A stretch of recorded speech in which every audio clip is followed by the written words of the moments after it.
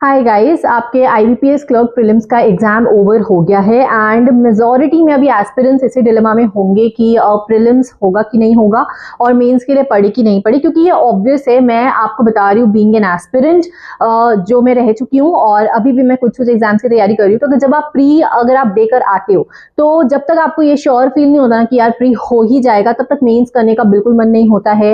आगे की पढ़ाई करने के लिए मन ही नहीं लगता है। ऐसा लगता है एक बार रिजल्ट आ जाए, एक बार आंसर की आ जाए, कुछ आ जाए तब पता लगे और उसके बाद ही हम मेंस की तैयारी चालू करेंगे। बेसिकली मैंने ये एग्जाम दिया था, मैं फर्स्ट डे फर्स्ट शिफ्ट में ही था मेरा एग्जाम, और मैं आपको अपने बेसिस पे ये रिव्यू दे रही हूँ कि कैसा पेपर आ रहा है।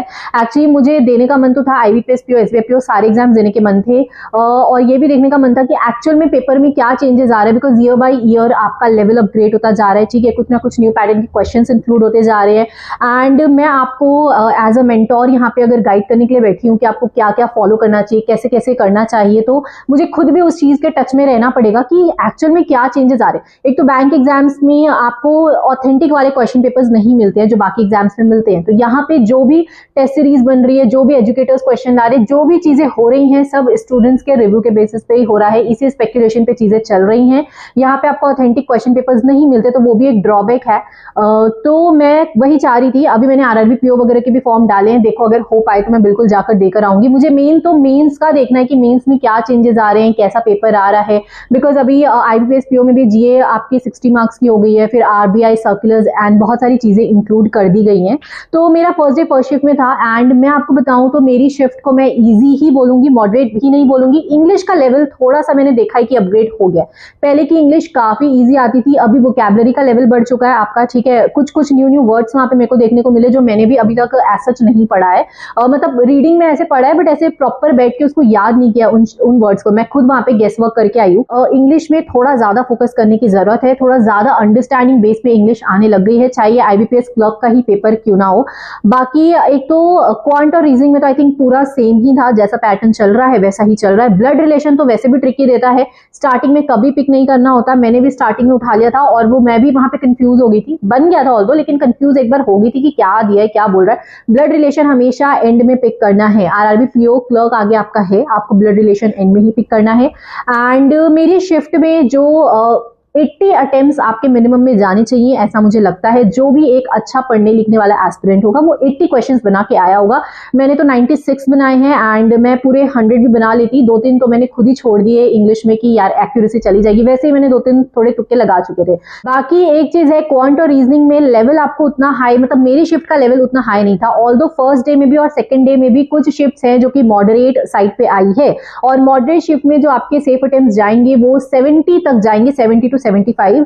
आपके कम से कम 70 प्लस अटेम्प्ट्स। ये मैं विद एक्यूरेसी बता रही हूँ, ऐसा नहीं कि आपने 70 बना के आया और मार्क्स आपके 55 आ रहे हैं, ये वाली चीज नहीं। एक्यूरेटली मैं बोल रही हूँ कि अगर आपने इतने बनाए हैं तो आप सेफ जोन में हो।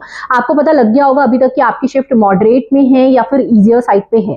और अगर इजी साइड पे है तो 80 अटेम्प्ट्स आपके मिनिमम जाने चाहिए सेफेस्ट रहने के लिए कि आपका प्री क्लियर हो जाए। और अगर मॉडरेट साइड पे हो तो आपके कम से कम 70 अटेम्प्ट 70 to 75 जाने ही चाहिए। और यही है कि क्वांट रीजनिंग में मैंने नोटिस किया स्पीड आपको चाहिए, स्पीड जितनी ज्यादा हो सके। आरआरबी पीओ में अब सेक्शनल टाइमिंग्स भी आगे आपके आरआरबी पीओ आरआरबी क्लर्क के एग्जाम्स है, तो सेक्शनल टाइमिंग भी आ चुकी है और वहां पे स्पीड बहुत चाहिए। तो आप स्मार्ट पिरा के स्पीड ड्रिल्स यूज करो, उससे स्पीड में आपको डेफिनेटली डिफरेंस देखने को मिलेगा।